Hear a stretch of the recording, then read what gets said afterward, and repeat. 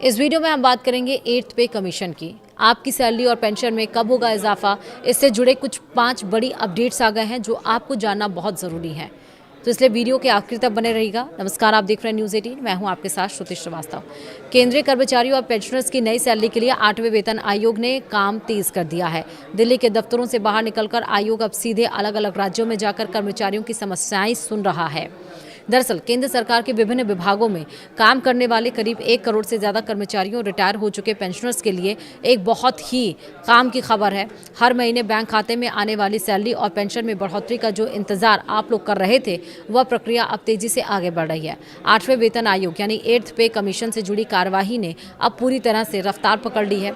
Justice Ranjana Prakash Desai की अध्यक्षता में बना यह आयोग अब फाइलों से निकलकर जमीनी स्तर पर काम कर रहा है। देश के अलग अलग राज्यों और केंद्र शासित प्रदेशों में कर्मचारी यूनियन और पेंशनर्स के गुटों के साथ आयोग की अहम बैठकें लगातार जारी हैं। अगर आप भी इस बात को लेकर उत्सुक हैं कि नया पे स्ट्रक्चर कैसा होगा, बेसिक सैलरी कितनी बढ़ेगी और पेंशन का रिवीजन किस तरह से किया जाएगा, तो 8वें वेतन आयोग की तरफ से आ रहे इन 5 सबसे जरूरी अपडेट्स को जानना आपके लिए बेहद जरूरी है। सबसे पहले तो बता दें कि वेतन आयोग का काम सिर्फ दिल्ली के दफ्तरों में बैठकर नहीं हो रहा है। फिलहाल यह आयोग अपने परामर्श और विश्लेषण वाले बेहद अहम दौरे से गुजर रहा है। इसका सीधा मतलब यह है कि आयोग के सदस्य अलग अलग राज्यों में जाकर वहां के कर्मचारियों और उनकी यूनियनों की दिक्कतें सुन रहे हैं। दक्षिण भारत में चेन्नई यानी तमिलनाडु के भीतर 7 और 8 सितंबर को महत्वपूर्ण परामर्श बैठकें रखी गई हैं। इसके ठीक बाद 9 सितंबर को पुडुचेरी में भी सुनवाई का समय तय किया गया है।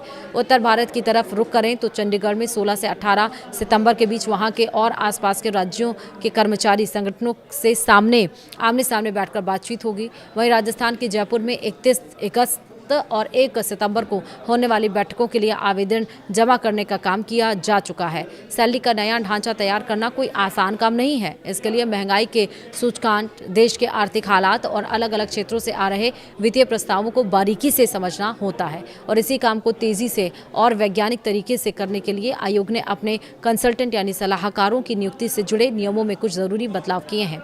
इन विशेषज्ञों की मदद से जो रिपोर्ट तैयार होगी वह पूरी तरह से सटीक और ठोस आंकड़ों पर आधारित होगी।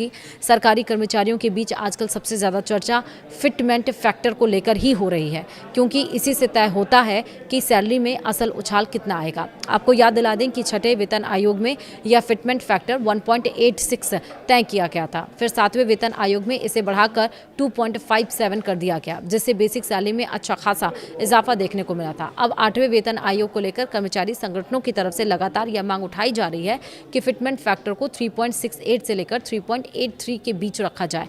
हालांकि यहां यह साफ कर देना जरूरी है कि अभी तक आयोग की तरफ से न्यूनतम वेतन, फिटमेंट फैक्टर या नई पेंशन को लेकर कोई भी आधिकारिक घोषणा नहीं की गई है। आखिरी फैसला आयोग की पूरी रिपोर्ट और उसके बाद सरकार की मंजूरी पर ही निर्भर करेगा। इस बार वेतन आयोग की यह साफ मंशा है कि पूरी प्रक्रिया एकदम लोकतांत्रिक और पारदर्शी रहे।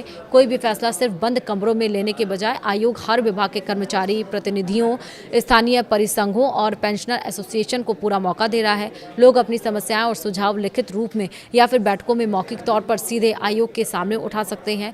तय समय सीमा के मुताबिक 3 नवंबर 2025 को गठित किए गए इस 8वें वेतन आयोग को अपनी पूरी रिसर्च, सिफारिशें और फाइनल रिपोर्ट तैयार करके सौंपने के लिए 18 महीने का वक्त दिया गया है।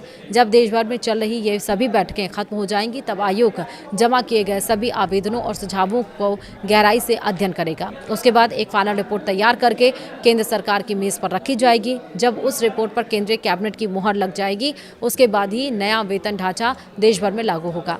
चूंकि 8वां वेतन आयोग अभी शुरुआती बातचीत और आकलन के दौर से गुजर रहा है, इसलिए कोई भी नया फॉर्मूला अभी तक आधिकारिक रूप से पास नहीं हुआ है। ऐसे समय में अक्सर कई तरह की अफवाहें तेजी से फैलने लगती हैं। सभी कर्मचारियों और पेंशनर भोगियों को यही सलाह दी जाती है कि वे इधर उधर की बातों पर ध्यान देने के बजाय सही और पुख्ता जानकारी के लिए सिर्फ 8वें वेतन आयोग के आधिकारिक पोर्टल या वित्त मंत्रालय की तरफ से जारी होने वाले आधिकारिक बयानों पर ही भरोसा करें।